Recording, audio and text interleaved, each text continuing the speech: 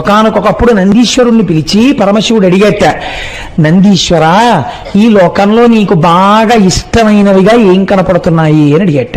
ఆయన అన్నట్ట, ఇష్టము అయిష్టము అని రెండు ఉండడానికి నాకు అంతటా నువ్వే కదా కనపడుతున్నది అన్నట్ట. మరి అయితే అలా చూస్తున్న నువ్వెవరు అన్నట్టు. నేనని వేరే ఉన్నానా, నువ్వే నేను అన్నట్టు. శభాష్, నువ్వు నా ఆలయ ముఖద్వారములయందు ఉండడానికి ఇందుచేత యోగ్యత పొందావన్నాడు. అందుకే అర్చకులు తప్ప వేరొకరు మధ్యలోకి వెళ్ళడానికి అధికారం లేదు. నంది కొమ్ముల మీద మీరు చెయ్యి పెడితే ఆయన ఊరుకుంటాడా? కానీ ఆ రెండిటి మీద బొటన వేలు చూపుడు వేలు ఉంచి ఎడమ చేతితో ఆయన యొక్క ఆ వృషణములను అవయవాన్ని ఒక్కసారి ఇలా పట్టుకోవాలి. ఆయన ఊపిరి అని ఆగుతుంది.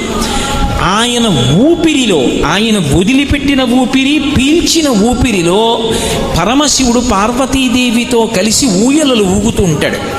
ఎప్పుడైతే ఆయన ఊపిరిని ఒక్కసారి ఆపాడో ఎదురుగుండా ఉన్నటువంటి శివుడు ఊయల ఆగి కైలాస పర్వతం మీద కూర్చున్నటువంటి పార్వతీ పరమేశ్వరుల దర్శనము చేసినటువంటి వాడు అని దర్శనం చేసినటువంటి భక్తుడి ఖాతాలో